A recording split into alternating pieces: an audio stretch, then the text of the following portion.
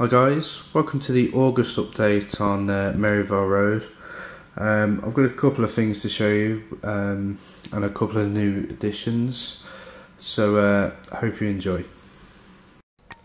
So first off, I've finally gone around to putting a DCC chip in the Windhoff unit, and I've got to say I am made up with it. It's the first time it's actually ran on layout. And it's really smooth. It's a really good model. If it happens, I've got it on for a good price at the moment. That's how I got it anyway. But yeah, it's fantastic. It's got tail lights as well, and it's got loads and loads of detail all over.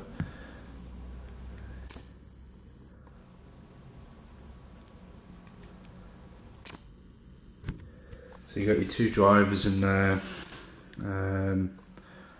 all the modules on the back, which you can take off. You don't have to have the model running as it is in the box, which I think is quite a cool feature. It's got loads and loads of various little bits. Camera's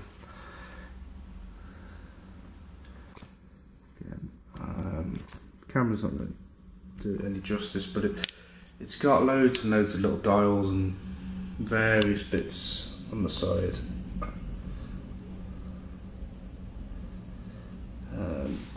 What I'll do is I'll do a review of it, in the daytime actually, because I think the camera might pick it up a little better. So my next edition is this Class 153 in London Midland livery. This is by Hornby, and it's not my first. There's the other one there, and I'm really happy with it. It's a really good model. Again, it's good on detail, and as you'll see, it does have the working lights, and it's really good, and it pretty much completes my West Midlands DMU fleet. As you'll see, I've got the other 153, I've got the 150. I do have another 150 in Central Trains livery, which is stored away, as is the Class 350 as well. That's boxed away at the moment. But I've got a really good collection now of the West Midlands fleet, and it'll be good to have them all in the sidings next to each other, and running around the layout as well. And again, like the Windhoff, I'll do a review on that when it's daytime, because the camera doesn't seem to be too good at this time of night.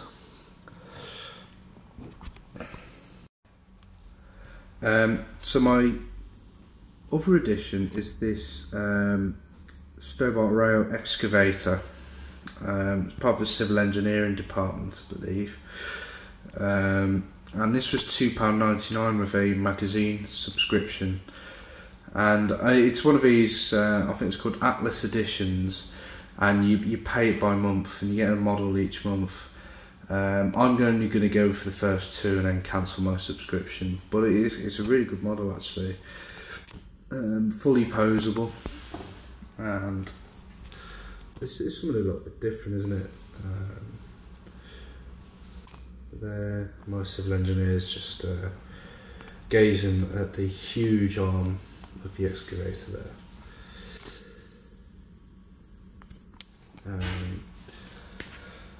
So what I'll do, I'll show you what my main kind of project has been, and it is there, and it's an extension really. It's I've completely built a new frame. As you'll see, I've made it different to this one because I'm planning on putting a few point motors and yard lights in and that, so I need the space underneath. But overall, I've I've got a nice set of DMU sidings starting to form here. Yeah, as I said, I've got another class 150, so that will take the place of the 47 there. But my plan is I'm going to have a wash plant here so that units can come in and get a wash, and then I'm also going to have a fuel point here and here. So it's just a sort of short term, you know, if a unit needs a wash or fueling up, that's where they'll go.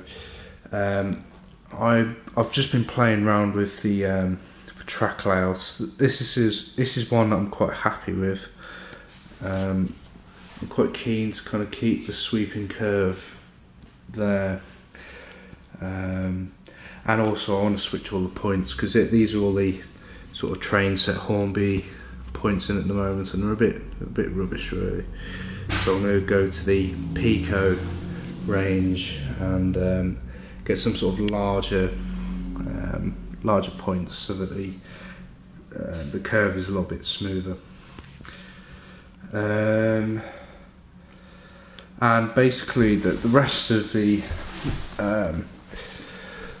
stuff that I've been doing is I've moved into a new flat, so it's been transporting it all in here, and then moving that lot as well. So it's been really busy, and I'll show you a couple of other things that I've been up to as well. So I've been trying my hand at weathering over the last month, and the Stobart Rail one is the one I've put quite a bit of time into. As you'll see, compared to the Network Rail one, it's really came out quite well. So I'm really happy with that, and you can really see the difference. I've also, Royal Mail van, it's been given a lighter weathering. So you can see it's just around all the sort of cracks in the doors, and it's been given us a spray of matte varnish, and I think they've come out really well. So if you compare this police van there, which hasn't had the matte varnish, you can see it's a bit glossy, which isn't very realistic really. I think the matte varnish really makes a difference, and I might do a video within the next month showing how to weather these Oxford die-cast vans, because they're a good way of getting confident with weathering, so that then you can move on to rolling stock, which I have done. I've had a go at doing the steel coil wagons, and I feel that's come out quite well. And I've weathered the steel coils as well, because they come out bright silver when you first get them. I'm quite happy with that. One day I will move on to the locos, but not just yet. Maybe in a year or so.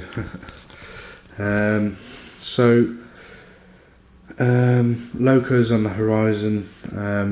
I've seen Bachmann have just released their Class 37 in EWS. That's certainly one that's on my shopping list. But also as well a new controller, because the Select is reaching its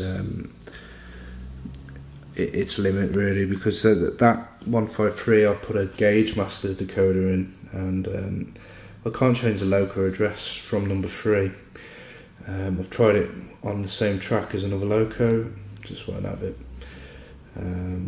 If anyone's got any suggestions, I mean, very welcome, but I definitely feel I need to upgrade my controller.